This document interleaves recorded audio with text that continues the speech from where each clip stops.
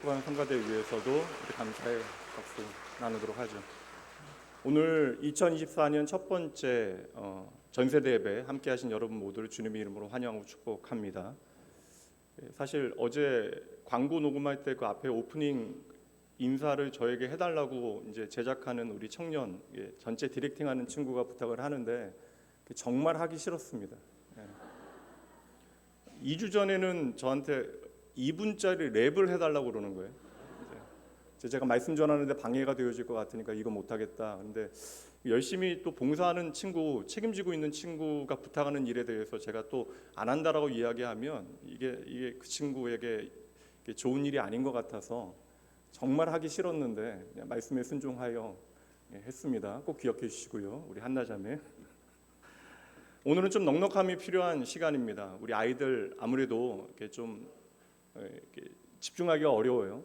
10분 15분 설교 듣다가 좀 긴 시간 설교를 들어야 되고 또 내용도 목사님이 무슨 말 하는지 모르겠다라고 하는 이야기들을 듣게도 되어질 것입니다. 그러니 아이들이 자연스럽게 떠들거나 주의 산만해지는 순간들이 있을 거예요. 그리고 때로는 그 소리가 여러분들에게 조금은 불편하게 와닿을 수도 있습니다. 그때는 아이들 보면서 웃어주세요. 그 넉넉함이 우리에게 필요합니다. 그럼에도 불구하고 여러분 집중력 잃지 아니하고 오늘 우리를 환대하시는 하나님의 마음으로 그 말씀 앞으로 함께 나가보도록 하죠. 말씀 제목 다 같이 한번 읽어보도록 할까요? 하나님이 나를 잘 아십니다. 따라해보세요. 하나님이 나를 잘 아십니다. 예전에 제가 이제 청년부 담당할 때에 이제 그 교회에 이제 청년들이 좀 많았는데 새롭게 청년 하나가 등록하여 이제 새 가족 교육을 마친 다음에 저하고 잠시 교제 시간을 가졌습니다. 그런데 그 친구가 멀지 않은 곳에 교회를 다니다가 저희 청년회로 교회로 옮겨온 거예요. 그래서 어떤 이유로 교회를 옮겨왔는가에 대해서 제가 물어봤습니다. 그랬더니 그 교회에서 어릴 때부터 자라오면서 너무나 친한 단짝 같은, 그러니까 영혼의 짝꿍과 같은 친구가 하나 있었는데 이제 그 친구하고 너무나 잘 통하니까 이제 배낭여행을 함께 가게 되어진 거예요. 근데 배낭여행을 가서 온 시간을 함께 보내다 보니까 작은 일로 마음의 서운함과 삐걱거리는 일들이 생기게 되어지더니 결국에는 크게 다투고 돌아와서 서로 불편하게 지내다가 자기가 이제 교회를 옮겼다라는 이야기를 합니다. 오랜 시간 함께 지내면서 취향도 같고 기질도 같고 서로에 대해서 너무나 잘 안다라고 생각했기에 함께하는 모든 시간, 함께하는 모든 공간이 다 좋을 것이라고 착각한 것이죠. 몇 년 전에 출간되어진 책, 2018년에 출간되어진 책 가운데 아웃라이어라고 하는 책으로 유명한 말콤 글래드웰의 타인의 해석이라고 하는 책이 있습니다. 근데 번역이 좀 어렵게 돼서 저도 좀 힘들게 읽기는 했는데 내용은 무엇이냐면 내가 누군가를 온전히 안다라고 하는 것이 얼마나 어려운가, 그러니까 내가 누군가를 온전히 안다라는 것이 얼마나 어려운가를 내가 깨닫게 되어질 때에 그 사람에 대한 이해가 가능해진다. 그러니까 내가 그를 제대로 알 수 없다라는 것을 인정해야 그 사람과의 소통이 가능해진다라고 하는 메시지를 책에 담아 두었어요. 그리고 책은 도리어 내가 누군가를 안다라고 하는 그러한 착각이 관계의 비극을 만들어낸다라고 이야기합니다. 내가 부모인데 내 자식 내가 모르겠냐? 내가 남편인데 아내를 모르겠냐? 모른다는 거죠. 생각해 보니까 저도 사람에 대한 착각 가운데 지금까지 살아온 것 같아요. 목회자 자녀로 태어나서 교회 안에서 자라왔잖아요. 그리고 수십 년간 목회자의 직무를 이제 수행하다 보니까 수천 명의 사람들을 만나고 또 인생의 가장 내밀한 이야기들을 나누게 되어지다 보니까 저 스스로도 이제 사람들도 그렇게 이야기해 주지만 저 스스로도 이제 사람을 잘 본다, 사람을 잘 이해한다라고 이제 착각하고 지내온 거예요. 물론 사람을 잘 볼 때도 있습니다. 그러나 그것은 아주 가끔이고요. 정확하게 보지 못할 때가 훨씬 더 많음에도 불구하고 이제 사람을 잘 본다라고 착각하는 것이죠.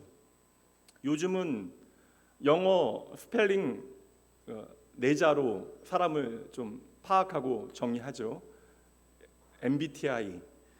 그래서 요즘은 사람을 잘 안다라고 하는 선무당이 더 많은 시대가 아닐까. 그래서 저는 MBTI가 뭐냐고 물어보면 대답을 잘 안 해요. 저에 대해서 오해를 할까 봐. 어느 시대보다 관계에 대해서 몰두하는 시대를 우리는 살아가고 있는데 그만큼 더 관계를 쉽게 단절하고 손절하는 시대를 우리는 살아가고 있습니다. 전 목회도 공부했지만 교육학을 따로 전공하기도 했고 인간 발달, 그 당시에 제가 이제 한 섹션 자체를 인간 발달에 대한 커리큘럼으로 공부를 했거든요. 그러니 MBTI뿐만 아니라 이제 디스크나 TCI, 그러니까 다면적 인성 검사, MMPI 같은 여러 다양한 심리 인성 검사 같은 거 자료를 가지고 저도 뭐 검사를 했지만 공부를 했습니다. 그러니까 목사이면서 교육학을 공부했고 많은 책들을 읽었음에도 불구하고 여전히 저는요, 저에 대해서 잘 모르겠어요. 오늘 이 자리에 있는 여러분들도 같은 착각을 하고 있지 않을까라는 생각을 해봅니다. 사람들의 가장 큰 착각 가운데 하나는 내가 나를 잘 알고 있다라고 하는 착각입니다. 그런데 여러분, 그게 아니라는 것이죠. 여러분, 내가 정말 나를 잘 안다면 내 삶과 내 마음이 그렇게 왜곡되거나 고장나도 그대로 내버려 둘 수는 없는 것입니다. 왜냐하면 사람은 그 누구보다도 내 자신을 사랑하는데 내 마음이 고장나는 것을 그냥 지켜볼 수는 없는 것이죠. 제가 이제 금년이 아내와 이제 결혼하여 함께 이제 살게 되어진 지 25년 되어졌는데, 서로 가끔씩 이야기하다 보면 정말 깜짝 놀라게 되어지는 순간들이 있습니다. 그러니까 서로의 기억 속에 내가 전혀 알지 못했던 나의 모습을 그가 기억하고 있는 것을 확인하게 되어질 때마다 놀라게 되어지는데, 내가 정말 그런 이야기를 했는가 믿어지지 않는 그러한 순간들이 있어요. 근데 그 사람이 정확하게 기억한다면 분명 제가 그러한 이야기를 했거나 그러한 모습인 적이 있었겠죠. 저희 부부만의 그러한 건망증 이야기가 아닙니다. 이제 오늘 말씀의 제목 다시 한번 읽어보도록 할게요. 하나님이 나를 잘 아십니다. 이것을 다른 말로 좀 바꿔 드리도록 하겠습니다. 따라해 보시죠. 나는 나를 잘 모릅니다. 내 나이에 내가 나를 모른다라고 하는 것은 너무나 두렵게 생각하지 마세요. 우리가 내 자신을 온전히 이해할 수 없다라는 사실을 제대로 깨닫게 되어질 때 우리는 그때 비로소 내가 정말 의지해야 되는 것이 무엇인지, 우리식으로 이야기하면 우리가 어떻게 하나님을 신뢰하여야 하는가를 차근차근 배워가게 되어지는 거예요. 오늘 말씀은 바로 그게 핵심입니다. 하나님께서는 저와 여러분으로 이 사실 깨닫게 하시려고, 내가 나를 온전히 다할 수 없기에 우리는 날마다 하나님을 배워서 알아가야 한다, 이것을 온전히 깨닫게 하시기 위하여 때로는 당신의 사랑하는 백성들을 원치 않는 광야 가운데 인도해 내실 때가 있다는 거예요. 오늘 말씀이 바로 그 말씀이잖아요. 근데 왜 하나님께서는 그의 사랑하는 자녀들을, 당신의 백성들을 하필이면 광야로 인도하시는가? 광야라고 하는 것은 모든 것이 결핍되어지고 부족한 땅, 그리고 더불어 불편한 곳이잖아요.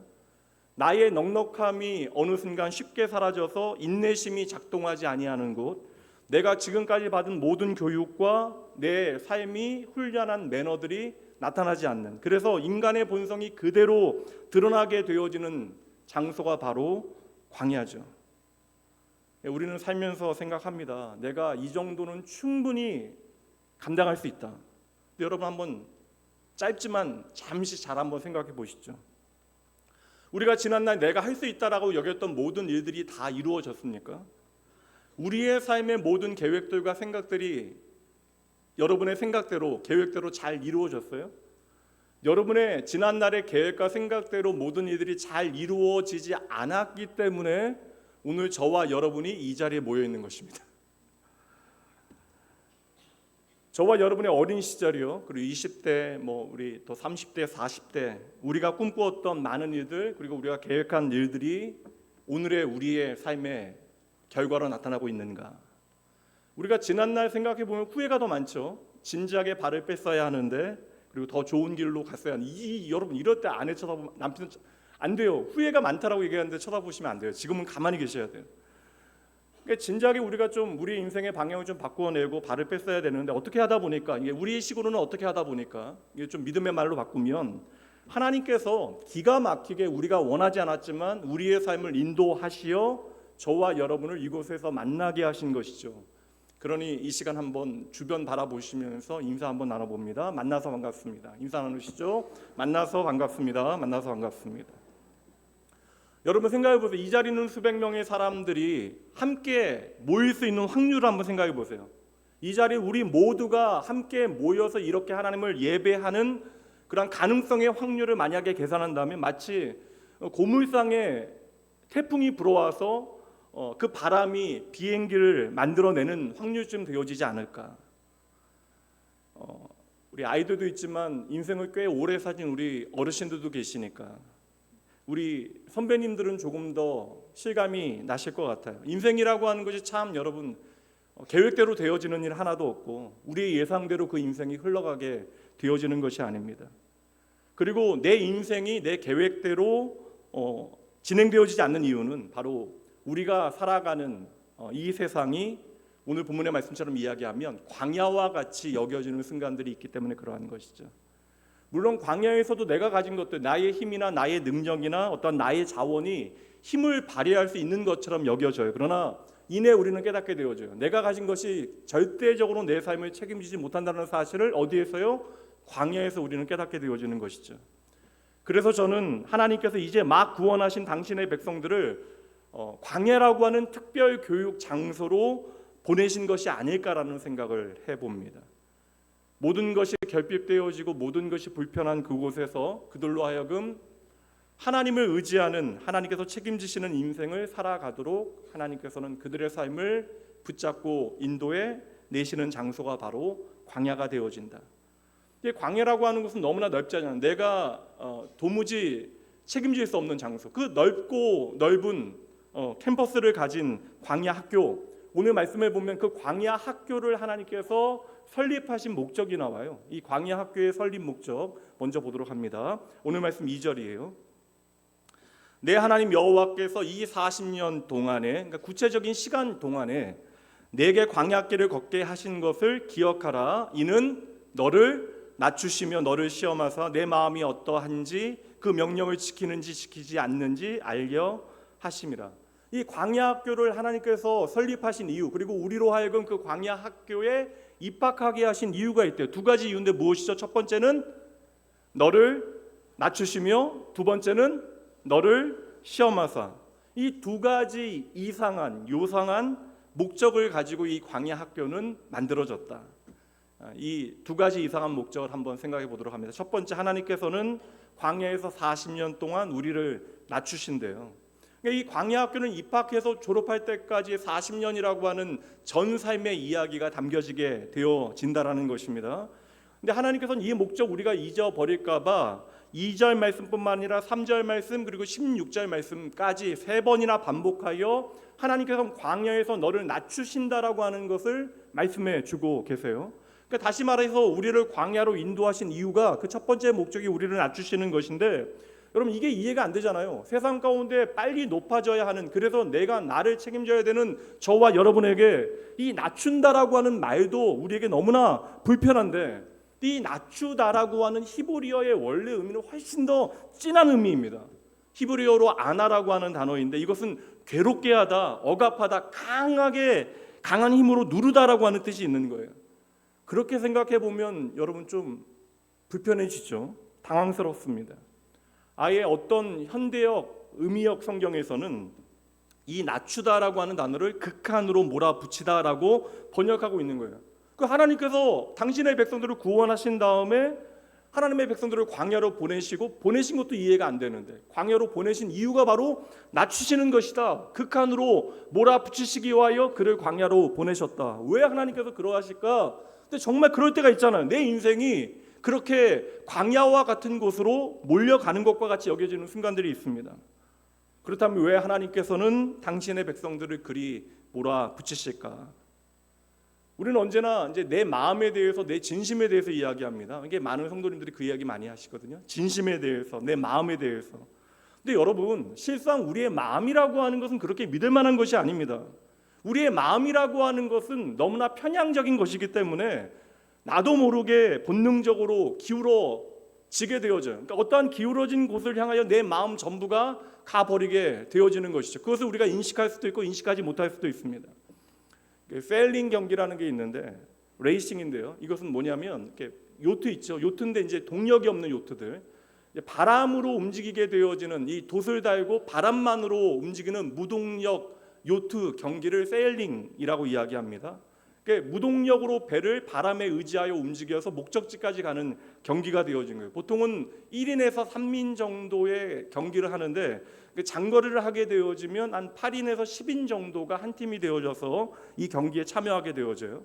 당연히 여러분 생각해 보세요. 돛을 당기고 메고 방향을 바꾸는 일들을 해야 되니까 이 경기에 나서는 선수들은 대부분 여러분 몸이 좋은, 젊고 몸이 좋은 근육맨들이 선수가 되어줘야 합니다. 그런데 장거리 경주를 살피게 되어지면 생각보다 나이가 많은 사람들이 그 팀에 소속되어져 있는 것을 보게 되어져요. 왜냐하면 수시로 변하는 바람 때문에 경험이 많은, 바람에 대하여 경험이 많은 베테랑들이 반드시 필요한 것입니다. 왜냐하면 그들은 오랜 세월 이 경주에 이 바람으로 배를 움직이면서 많은 실수를 경험했던 사람들, 그래서 이러한 어려움이 있을 때 어떻게 해야 하는지를 정확하게 아는 사람들이죠. 그래서 그 베테랑들이 해야 되는 일은 어떠한 상황 가운데 열심히 소리를 질러주는 거예요. 눈에 보이는 바람에 초점이 빼앗기지 아니하도록 정신 차리라고 이야기해 주는 것입니다. 왜냐하면 사람이라고 하는 것은 바람이 불어 배가 한쪽으로 기울게 되어지면 배가 기울이는 그 방향으로 나도 모르게 내 시선이 가게 되어져요. 내 몸이 움직이기 시작합니다. 그런데 그때는 도리어 그 배가 기울어지는 반대편으로 빨리 움직여야 배가 뒤집어지지 않게 되어지는 것이죠. 오늘 본문의 말씀뿐만 아니라 8장 마지막까지 그리고 9장까지 하나님께서는 계속해서 한 가지 말씀을 하시는 거예요. 내가 너를 안다. 내가 너를 너무나 잘 알고 있다.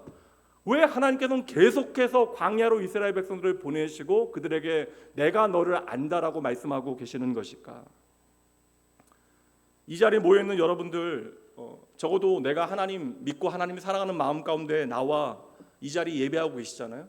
내가 하나님 참 사랑합니다라고 우리는 이야기하지만 우리의 일상이 조금만 어려운 일이 닥치게 되어지면, 조금만 내 삶이 반대로 넉넉해지면, 그래서 내 마음 편해지면 우리는 그 순간 내 마음 놓치게 되어지고 정신 못 차리고 믿음의 초점을 놓치게 되어질 것을 하나님께서 너무나 잘 알고 계신다라는 것이죠. 제가 예전에 미국에서 이제 사역할 때에 청년부들과 이제 청년부 아이들과 말씀 수련회 함께 갔는데 그때 2박 3일 동안 그냥 갈라디아서 말씀 한 권 가지고 열심히 공부했어요. 공부 마친 다음에 청년들 돌아가면서 이제 소감 이야기하고 이제 감사한 점들 이야기하는데 이제 아무래도 이제 교민들이라 한국말이 조금 어눌한 친구들이 있어요. 그래서 그 중에 한 남자 청년이, 한국말이 좀 어눌한 남자 청년이 이제 미국식 그런 제스처인데 고개를 그냥 잘래절래 이렇게 흔들면서 내가 주님을 위해서 살겠다고 지금까지 너무나 많은 순간 다짐하고 다짐했는데 그렇지 못한 순간들이 너무나 많았다고. 그런데 이제 내가 다시 한번 주님 떠나면 나는 뭡니다라고 하는 이야기 우리가 다 빵 터졌어요. 한국말로 이야기할 때 내가 이제 다시 하나님 버리면 나는 진짜 쓰레기입니다. 그런 이야기를 하는 거예요. 한국말이 익숙하지 않으니까. 좋은 청년이긴 했지만 이후로도 제가 종량제 봉투 몇 번 챙겨줄 뻔했어요. 사람은 누구나 계속 흔들립니다. 우리는 나도 모르게 하나님 사랑한다 말하면서 그 고백과 함께 하나님을 배신하는, 그 사랑을 배신하는 선택들을 하게 되어지죠. 왜 하나님께서는 나를 광야에서 낮추시려고 하는 것일까? 왜 우리의 삶에 내가 감당하기 어려운 그러한 고달픔을 허락하시는 것일까? 하나님께서는 저와 여러분을 소중히 생각하시되 오늘이라고 하는 그 삶을 저와 여러분으로 제대로 살아가게 하시기 위하여 때로는 우리를 낮추신다라는 거예요. 내가 생각하지 못한 고난과 어려움 가운데 오늘 나의 초점이 어디를 향하고 있는가를 우리로 하여금 확인하게 하시는 것이죠. 그러니 여러분, 광야에서 내가 낮아지는 그 시간을 너무나 불편하게 여기지는 마십시오. 우리가 세상을 향하여 비겁하게 엎드리는 것은 부끄러운 일이 되어질 수 있어요. 그러나 하나님 앞에 엎드리고 나를 낮추는 것은 우리의 삶에 복된 일이 되어지는 것입니다. 오늘도 끊임없이 세상을 향하여 기울어지는 저와 여러분의 인생을 깨워서 하나님께로 다시 돌아오게 하시기 위하여 하나님께서는 때로는 우리를 광야 가운데 인도해 내시는 것이죠. 그러니 우리는 우리의 인생의 다양한 광야에서 나를 낮추시는 하나님의 본심, 진짜 마음이 무엇인지를 붙잡아야 살게 되어지는 거예요. 첫 번째, 그래서 하나님께서는 우리를 일부러 낮추시는 거예요. 그래서 우리의 삶에 하나님께서 가지신 마음이 무엇인지를 깨닫게 하시는데, 두 번째, 광야로 오늘도 나를 인도하신 하나님께서는 그 광야를 통하여 나를 시험하신다라는 거. 이게 광야 학교의 설립 목적입니다. 2절 말씀 다시 한번 읽어봅니다. 함께 읽어보죠. 지금은 내 하나님 여호와께서 이 40년 동안에 내게 광야길을 걷게 하신 것을 기억하라. 이는 너를 낮추시며 너를 시험하사 내 마음이 어떠한지 그 명령을 지키는지 지키지 않는지 알려 하시면, 이것은 하나님께서 알려고 하시는 것이 아니라 우리로 하여금 깨달아 알게 하시는 것이 목적이다. 혹시 모르겠어요. 이 자리에 있는지 모르겠습니다. 우리 아이들 중에 혹시 시험 좋아하는 사람들 있어요? 나는 정말 시험 좋아한다 하는 친구 있어요? 나는 시험 너무나 좋아한다고. 그런 이상한 아이들이 하나도 없어서 다행이긴 한데, 물론 이제 그 결과의 즐거움을 맛본 사람들은 그 시험의 결과를 생각하면서 좋아할 수는 있어요. 그러나 전교 1등이라 할지라도 그 준비의 과정을 즐거워할 수는 없습니다.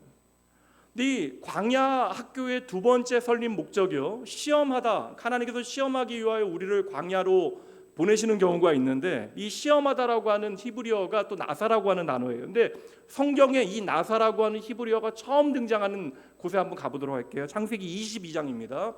창세기 22장 1절 말씀. 그 이후에 하나님이 아브라함을 시험하시려고 그를 부르시되, 그러니까 시험하기 위해서 아브라함을 부르신 거예요. 아브라함아 하시니 그가 이르되 내가 여기 있나이다. 하나님께서 아브라함에게 찾아오셔서 그의 이름을 부르시고 아브라함이 제가 여기 있습니다. 얼마나 좋아요. 하나님과의 이 친밀한 만남과 대화가 얼마나 아름답습니까? 근데 이 다음 이야기가 너무나 비극적이에요. 아브라함이 하나님을 만나 25년 전에, 이제 지금으로부터 25년 전 아니지만 25년 전에 아브라함의 인생이 하나님을 만나 75세에 변화되어지고 25년의 세월이 지나 100세에 하나님께서 약속하신 이삭이라고 하는 너무나 소중한 약속의 자녀를 얻게 되어져요. 근데 하나님께서 이삭이 자라났을 때에 어느 날 아브라함에게 그를 시험하기 위하여 불러내셨는데, 그 시험이라고 하는 것이 여러분 말도 안 되는 시험이에요. 내가 너에게 약속의 아들로 준 이삭을 내가 너에게 지시하는 한 산, 모리아에 있는 한 산에 가서 제물로 바쳐라. 그 아들을 죽이라. 이 말씀은 아브라함의 인생 전체를 통하여 우리가 살펴야 오해하지 않을 수 있는 말씀이에요. 그래서 독자 이삭을 바치는 것이 믿음이라고 우리가 오용하고 오해해서는 안 되는 것이죠. 여러분, 믿음이라고 하는 것은 분명 상식을 초월하긴 하지만 여러분, 상식이 없는 게 믿음이 되어질 수는 없다라는 거예요. 그러니까 교회 다니는 사람들이 상식 없게 살아가거나 상식 없는 행동들을 하는 것은 결코 옳은 일이 아닙니다. 그리고 하나님 핑계 대서는 절대 안 되는 거예요. 인간의 삶에 당연하게 여겨지는 상식이 없다면 여러분, 이 세상은 엉망이 되어질 거예요.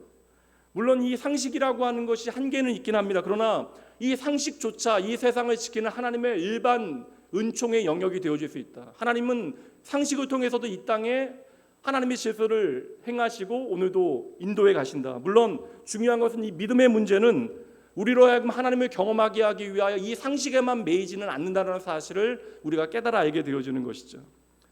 엘리야 선지자 아는 친구들 많을 텐데, 엘리야 선지자 때 3년 6개월 동안 비가 오지 않아요.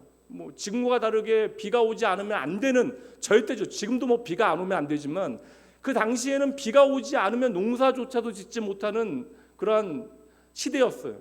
근데 3년 6개월 동안 비가 오지 않을 때 하나님께서는 처음 엘리야를 위하여 이제 음식을 보내주시는데, 여러분 이거 얘기 아세요? 무엇을 통해서 음식을 날마다 보내주시죠?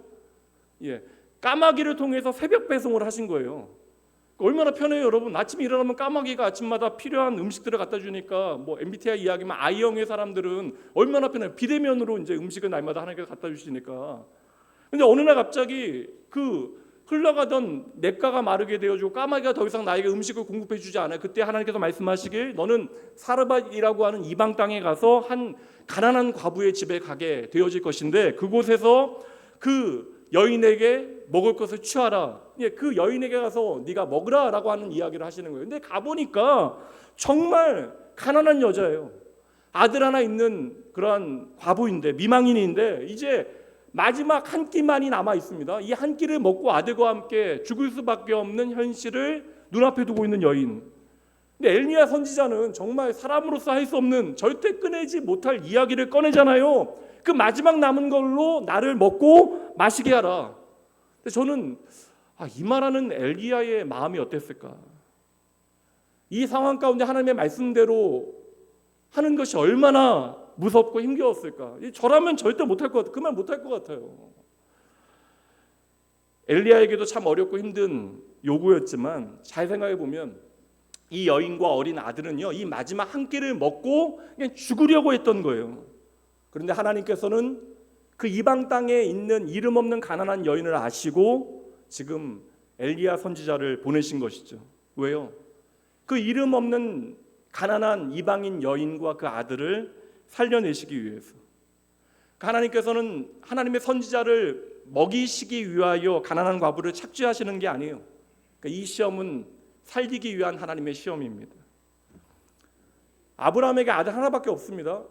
열국의 아버지, 그러니까 이 세상의 축복의 통로가 되어진다면 아들을 더 주셔도 부족한 판국에 왜 25년 만에 주신 아들마저 데려가시려 하는 것일까? 근데 이 장면에 성경은 시험이라고 하는 단어를 사용하고 있다는 거예요. 아브라함에게 하나님께서 말씀하시는 이 현실이라고 하는 것이 얼마나 고통스럽고 힘겨웠겠습니까? 내 사랑하는 자녀에 대한 이야기잖아요. 여러분 옆에 앉아있는 자녀들 한번 보세요.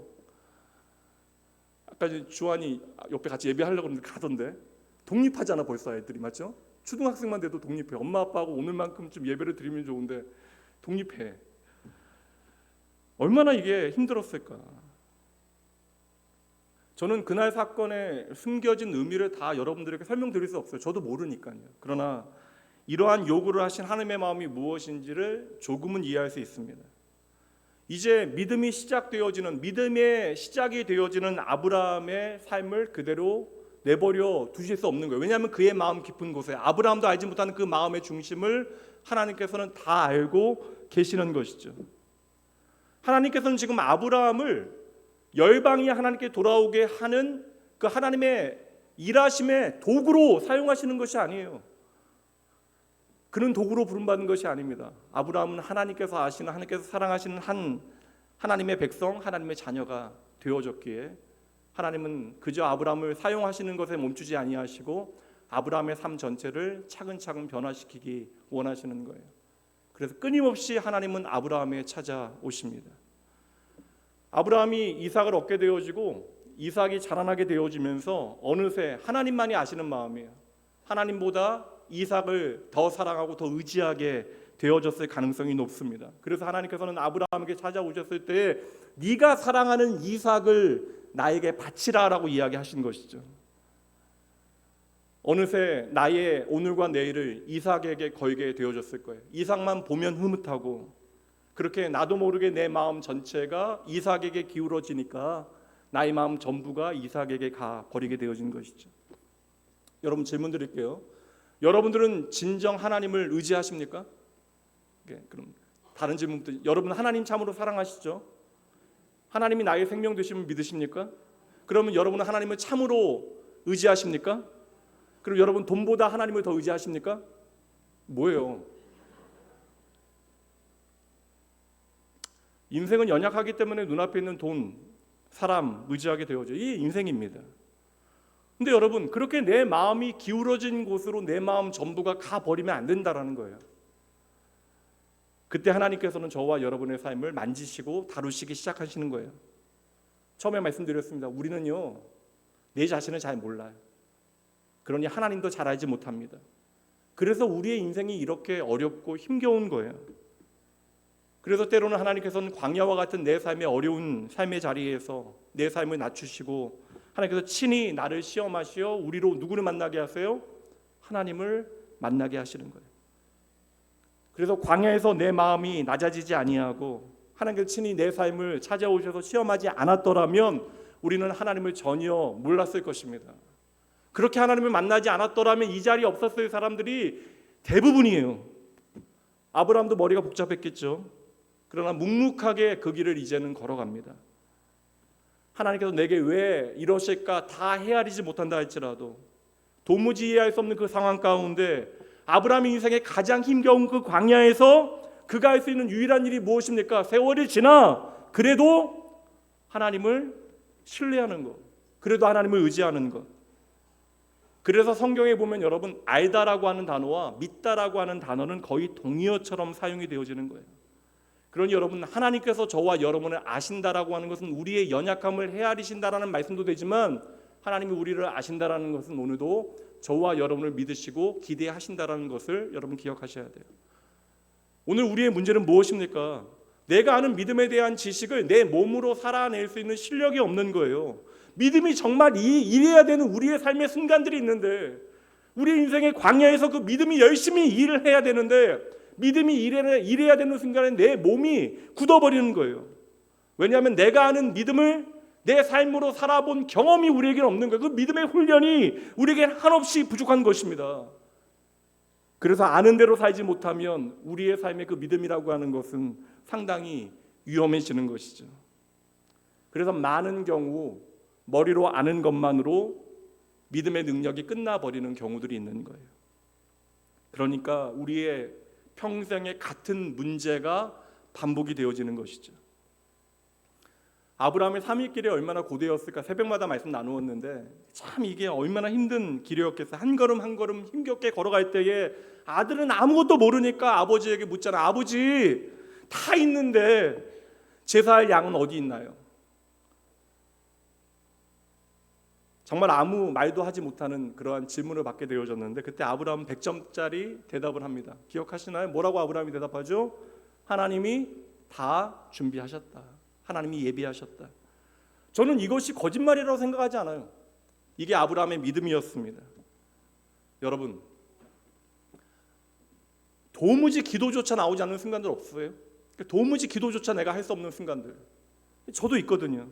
그러니까 기가 막히고 힘들어서 기도조차 나오지 아니하는 순간들, 너무나 고통스러우면 저는 많이 보거든요. 성도들 교회에 오셔서 어두운 예배당에 앉아 계시는 성도님들 보면 주여라고 하는 말조차도 하지 못하고 그냥 크게 우시는 분들 계십니다.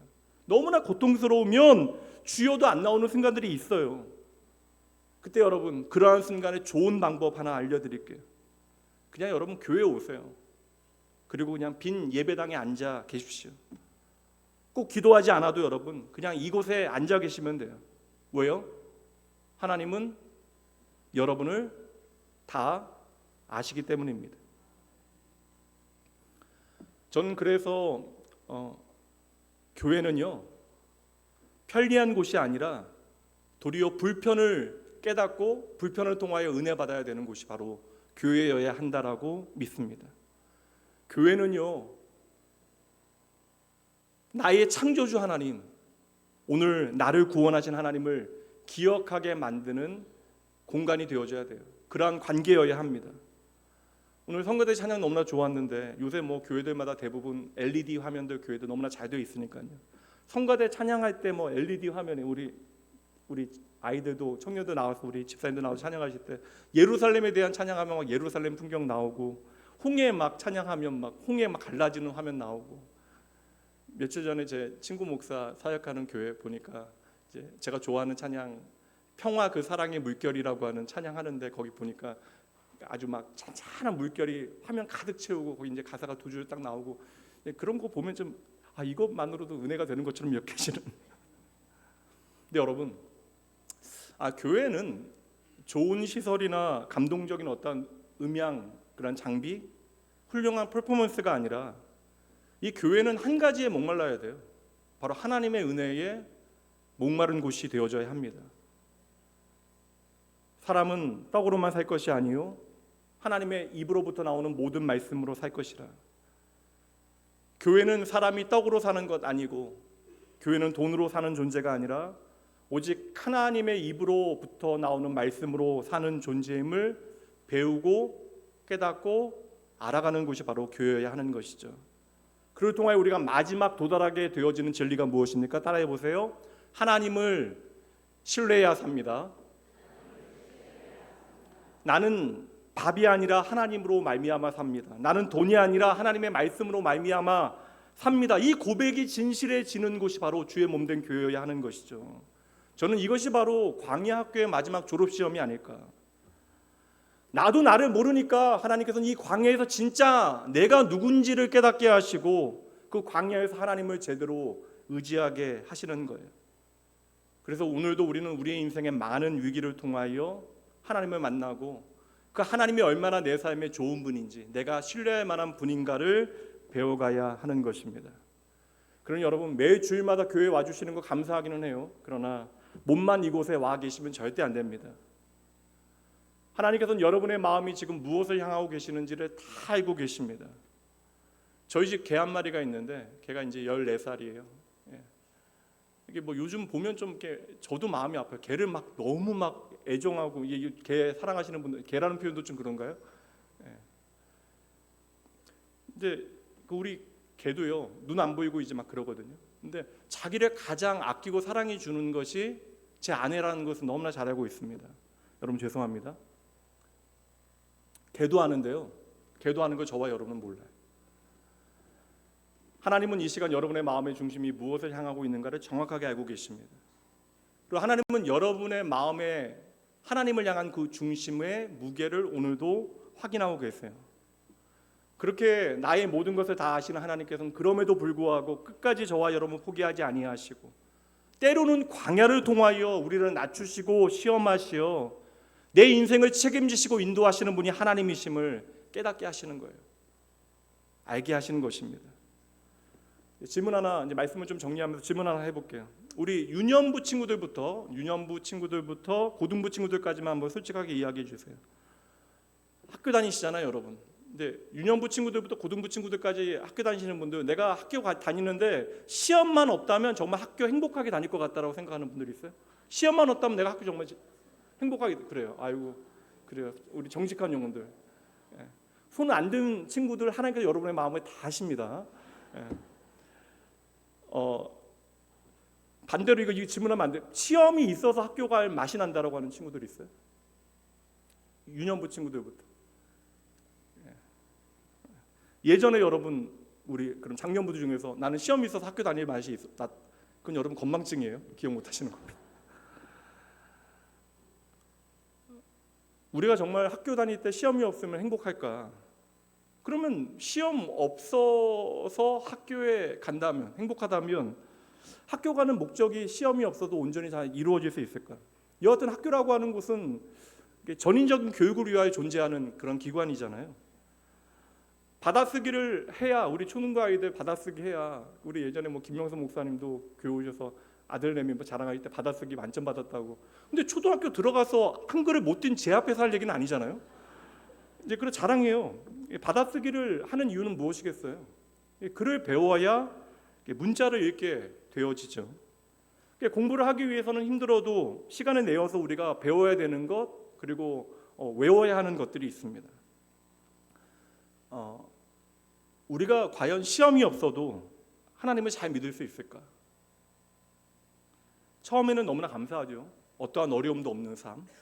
그러나 여러분, 그렇게 시간이 지나가게 되어지면 나도 모르게 우리의 본성은요, 헛소리하게 되어질 거예요. 나도 모르게 내 인생이 내가 수고한 대로 얻어진 나의 것이라고 우리는 착각하게 되어지고, 그렇게 나 홀로 나의 노력으로 살아가는 것처럼 우리는 자기 마음대로 내 인생을 내가 주인 되어 살아가게 되어지겠죠. 신명기 말씀 8장 그리고 오늘 9장 말씀까지 읽어보면요, 이스라엘 백성들 번번이 실패합니다. 하나님께서 광야 학교로 보내시는데 그들은 계속 실패해요. 그들은 실패하고 실수하고 포기하게 되어지지만 그냥 들어 누워 버려요. 뭐 어쩔 수 없다라고, 배째라고 들어 누워 버리지만, 그럼에도 불구하고 그때마다 하나님께서는 그들의 삶에 찾아가셔서 그들 멱살 잡고 하드 캐리하시오, 그 광야의 모든 시간들을 잘 이겨낼 수 있도록 인도하십니다. 내가 그렇게 했다라고 이야기하시는 거예요. 8장과 9장 말씀에서. 여러분, 우리의 인생이 예수 그리스도 안에서 다시 시작되어졌어요. 그리고 우리의 인생은 이제 하나님과 연결되어진 인생입니다. 근데 우리의 인생에 하나님 이야기는 없고요, 하나님과 연결되어진 이야기가 없고 내 이야기로만 가득 차게 되어지면, 말씀드린 대로 우리의 인생은 헛된 소리가 많아지게 되어지는 거예요. 내 인생은 내 실력이나 내 스펙이나 어떠한 나의 가능성을 가지고 살아가게 되어지는 것이 아닙니다. 그럼 여러분, 잘 살아도 어느새 내 인생 허망해지는 순간 반드시 와요. 오늘 나를 살리시는 분은 오직 하나님 한 분뿐임을 여러분 기억하셔야 합니다. 목사니까 저는 알고 있어요. 너무나 많은 사람들을 봤으니까. 돈 많은 사람들도 불안합니다. 똑똑한 사람들도 불안해요. 내 인생 한쪽으로 나도 모르게 기울어지는 순간들이 있습니다. 그때 그쪽으로 내 마음 다 가버리지 아니하도록 다시 균형을 잡게 만드는 힘은 우리의 경험이나 나의 능력이 아니라 오직 하나님의 은혜임을, 그 사랑임을 기억해내셔야 돼요. 예전에 얼마 전에 그 음악 오디션 프로그램인데 싱 어게인이라고 하는 음악 프로그램, 제가 1, 2는 못 봤는데 3는 다 봤어요. 시즌 3, 그러니까 시즌 3의 우승자가 여러분 선교사님 아들이었거든요. 그 선교사님 아들이었는데 이제 그 무명의 가수가 거기 나오기 훨씬 전부터 저는 그 가수를 상당히 좀 좋아했습니다. 우연히 듣게 되어진 노래 때문이에요. 예, 홍이삭이라고 하는 가수인데 그 가수가 부른 참 아름다운 곳이라라고 하는 찬양을 우연히 듣게 되어지고 그때부터 저는 이 찬양 너무나 많이 정말 수백 번 들었어요. 잠시 한번 들어보도록 하죠. 예, 멋진 곡이기도 하고 뛰어난 가창도 있지만 가사가 너무나 감격입니다. 주님의 세계는 정말로 내가 나갔고 솔직할 수 있는 곳, 조금이라도 내라 말할 수 없는 이곳은 바로 주님의 세계라.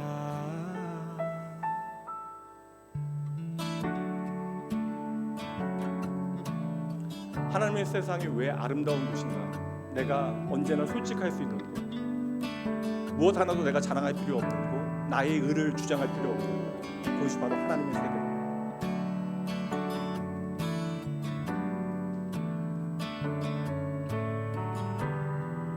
그 세상을 살아가는 것이 어떠한 길인가 이제 노래합니다. 세상은 항상 날 안에 그 길이 길이 있는데 왜 힘들게 사냐고, 단순한 선택조차 내게 버겁기만 한 곳, 그래도 나는 주님만 따르리. 뒷부분이 좋긴 한데 여기까지만 오늘은 듣죠. 여러분, 믿음의 세계는요, 내가 나를 꾸밀 필요 없고 내가 나를 거짓으로 부풀릴 필요 없는, 믿음의 세계는 정말로 내가 나답고 솔직해질 수 있는 곳, 그것이 바로 하나님의 세계. 내가 하나님을 통하여 정말 나다워질 수 있는 곳이 그래서 저는 교회여야 하는 것이죠. 우리 아이들도 해맑게 이 자리에 앉아 있는데 사실 뭐 이 자리에 있는 모든 사람들 그 인생 언제나 만만치는 않을 거예요. 하나님이 이해가지 않는 순간 분명 올 겁니다. 하나님께 섭섭하게 여겨지는 그러한 때도 분명 여러분의 삶에 있을 수 있어요. 아직 단 한 번도 나는 하나님 이해 안 된 적 없고 섭섭하지 않았다라면 아직 제대로 믿음의 길을 걷지 않는 것일 수도 있습니다. 믿음의 길을 좀 걷기 시작하면 이 가수가 노래한 것처럼 세상의 선택과 다른 선택을 하면서 그 선택이 나에게 너무나 버겁고 힘든 일들을 경험하게 되어져요. 그래도 내가 그럼에도 주님을 따를 수 있는 이유를 우리는 발견해야 하는 것이죠. 오늘 다시 한번 설교 주제를 말씀드릴게요. 우리는 우리를 몰라요. 나는 나를 모릅니다. 저는 우리 집 아이를 잘 모르겠고요, 제 아내를 잘 모르겠어요. 그래서 시간이 지날수록 내 인생의 답이 하나님이심을 우리는 우리의 삶의 자리에서 배워가야 하는 것이죠.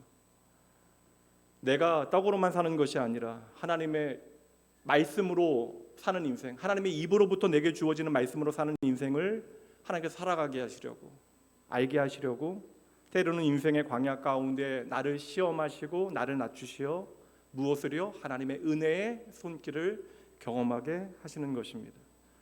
믿음이 왜 우리에게 능력이 되어질 수 있을까? 믿음은 우리의 삶에 어떠한 세상 사람들 부러워할 만한 자원을 가득 주기 때문에 믿음이 능력이 되어지는 것이 아닙니다. 믿음은요, 우리로 하여금 이 세상을 자유롭게 살게 합니다. 이 세상으로부터 우리를 자유롭게 하는 거예요. 여러분, 돈 많아도 불안하고 스펙 좋아도 불안합니다. 그런데 하나님의 말씀은 그 모든 불안과 염려로부터 저와 여러분을 자유케 하는 능력이 있음을 믿으시기 바랍니다.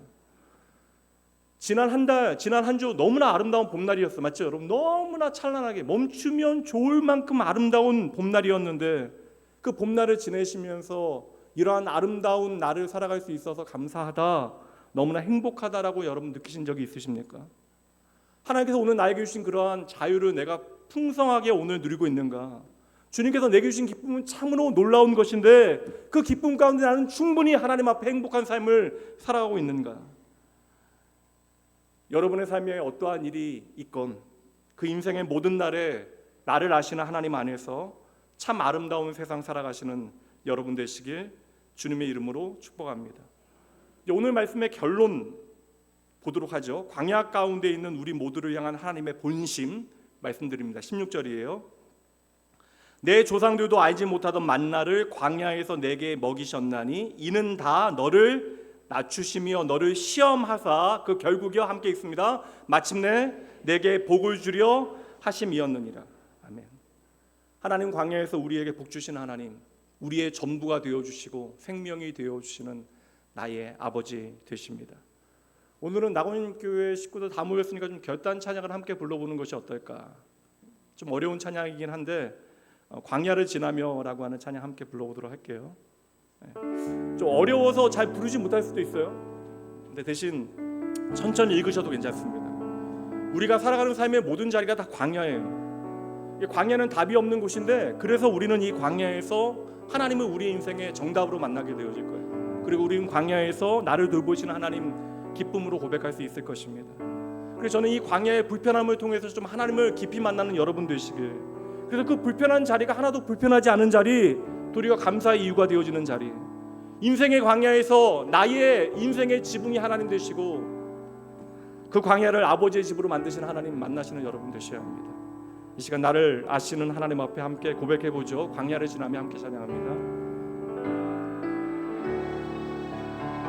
깊은 어둠 속에 홀로 두시는지 어두운 밤은 왜 그리 길었는지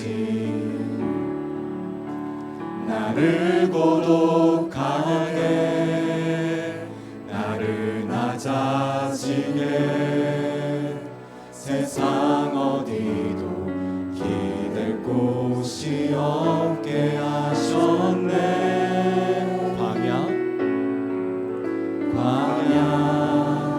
광야에 서 있네.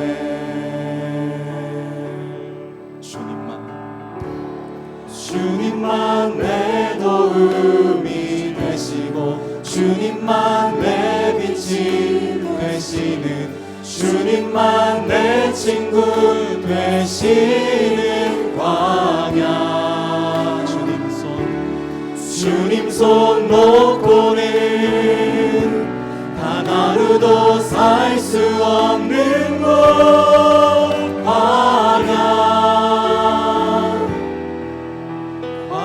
광야에 서 있네. 다시 한번 똑같은 부분을 다시 한번 고백하도록 하겠습니다. 왜 나를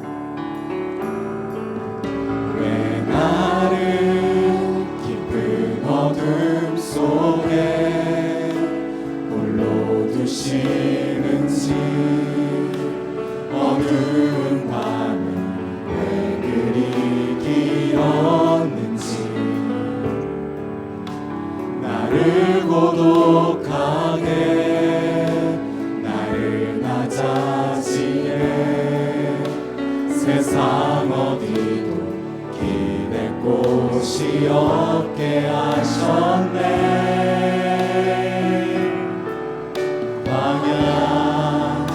광야에 서 있네. 주님만 내 도움이 되시고 주님만 내 빛이 되시는 주님만 내 친구 되시는 광야. 주님 손 놓고는 단 하루도 살 수 없는 곳 광야.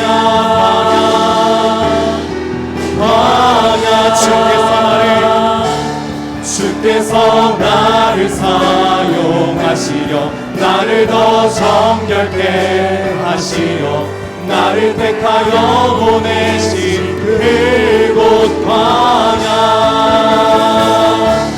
성령이 내 영을 다시 태어나게 하는 곳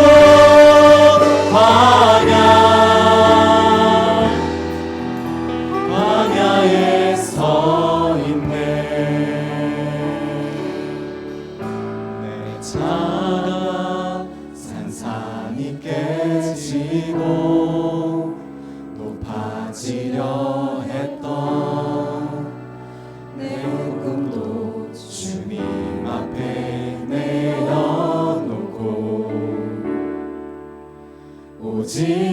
주님 뜻만 이루어지기를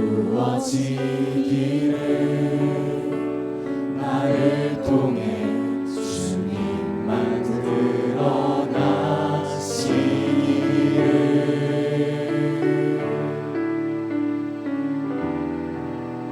광야를 지나요.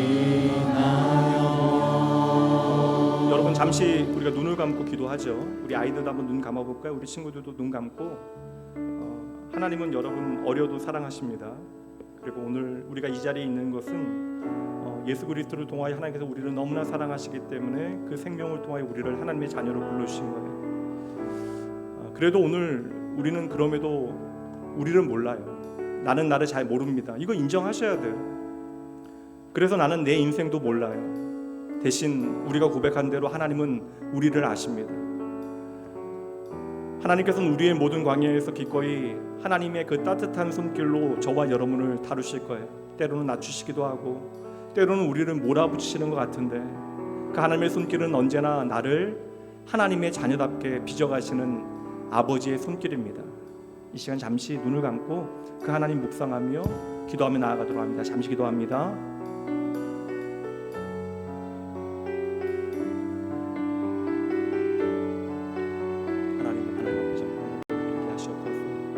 내 삶의 모든 것이 하나님의 아버지 내 삶, 자존심 주님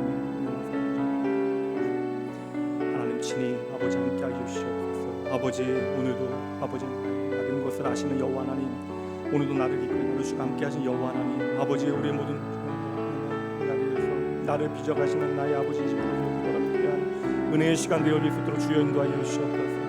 하나님 오늘 함께하는 아버지가 모든 나의 소망이 오직 여호와 하나님이신 줄을 기억하게 하시고 그 하나님 만날 수 있도록 주여 인도하여 주시옵소서. 오직 그 하나님만이 나의 유일한 소망 되어 수 있도록 주여 아버지 한 영혼도 결코 아버지 주의 은혜의 부르심 앞에 나아가는 귀한 주의 자녀 되어 수 있도록 주여 함께 하시고 내려다 하시옵소서. 주님 인도하여 주시옵소서. 주여 함께하여 주시옵소서. 하나님 아버지 우리의 모든 삶이 하나님의 은혜입니다. 오늘도 저희를 살리시기 위하여 나를 회복하기 위하여 나에게 찾아와 말씀하시는 주님께 저희들 시선을 모아 집중하겠습니다. 주 예수 그리스도의 십자가의 공로로 저희를 믿음의 한 가족으로 이 시간 하나님 앞에 모이고 예배하게 하셨습니다. 저희들을 하나님의 손으로 하나님의 자녀답게 만지시어 만들어 가실 것을 저희들 확신하게 하시고 오직 하나님의 말씀만이 나를 살리는 능력임을 깨달아 주의 말씀 잘 듣고 그 말씀대로 내 인생 살아 하나님만이 우리의 인생에 주실 수 있는 기쁨과 자유와 평안과 감사를 풍성히 누리게 하여 주시옵소서.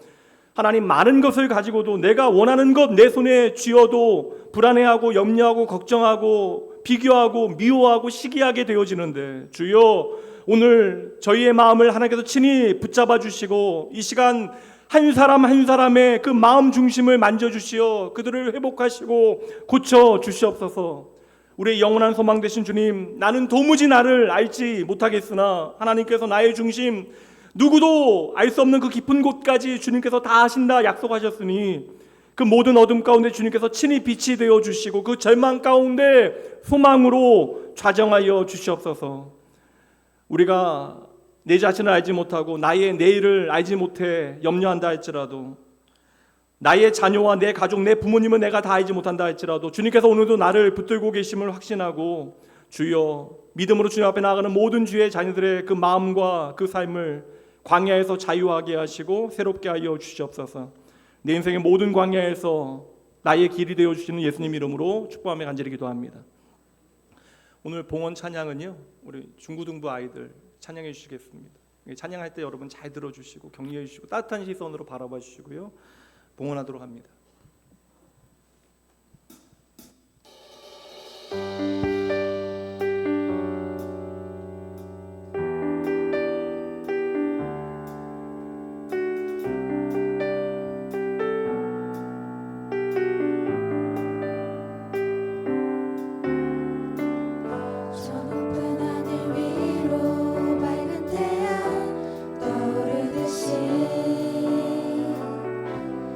주저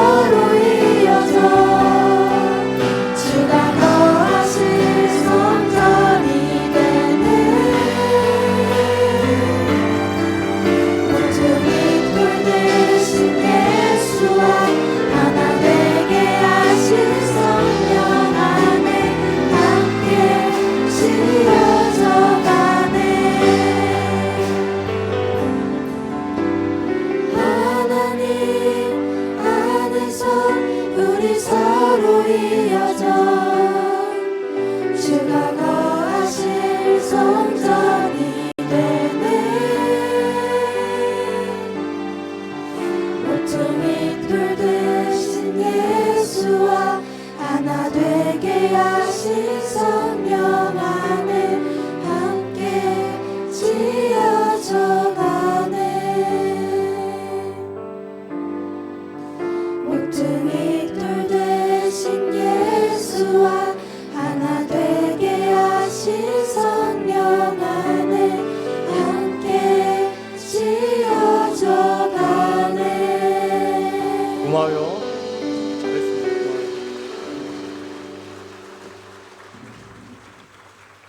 뭐 준비한 거 더 있어? 아니 기도할 때 들어가려고 그래? 기도할게요. 나보다 나를 더 잘하신 하나님, 나의 아버지, 내 인생의 모든 광야에서 나를 만지시고 내 안에 하늘 소망 가득 부어주시어 이 땅에서 참 아름다운 하나님의 나라 살아가게 하십니다. 주여, 이 시간 나의 삶과 나의 미래, 나의 운명을 아버지 하나님의 손에 맡겨드리며 내게 생명 주신 주님께 이 귀한 헌금 구별하여 올려드립니다. 아무리 가져도 목마르고 아무리 쓰고 써도 불안하지만 내 인생을 책임지는 것이 이 돈이 아니라 하나님이심을 믿고 내 믿음의 고백 정직하게 하나님 앞에 드리오니 이들의 고백을 하나님 기뻐 받으시고 이 헌금이 재정으로 사용되어지는 곳마다 주의 넉넉한 은혜가 풍성히 드러나게 하여 주시옵소서. 저희도 또다시 새로운 한 주 살아가게 되어집니다. 주의 자녀들로 하여금 믿음을 살아내게 하여 주시옵소서. 하나님보다 돈과 세상의 다른 자원들을 더 의지하지 않게 하여 주시옵소서. 하나님 앞에 정직하고 성실하게 살아가게 하시되 우리 어린 영혼들로부터 우리 장년부까지 모든 주의 자녀들이 단단히 주의 약속의 말씀에 메인바 되어질 수 있도록 주여 성령 하나님 통하여 친히 일하여 주시옵소서. 오직 감사와 찬양 주님께 올려드리며 우리의 삶을 통하여 친히 돌보시고 동행하여 주시는 우리의 전부 되신 예수님 이름으로 축복하며 간절히 기도합니다. 아멘. 예, 다 같이 일어나셔서 믿음의 가족도 함께 축복하는 찬양으로 교제 나누신 후에 축도하심으로 예배 마치도록 합니다.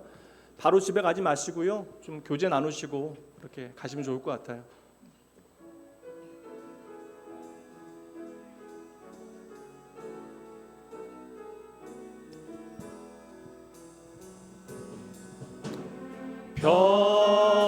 평화 하나님의 평강이 당신의 삶에 넘쳐나기를.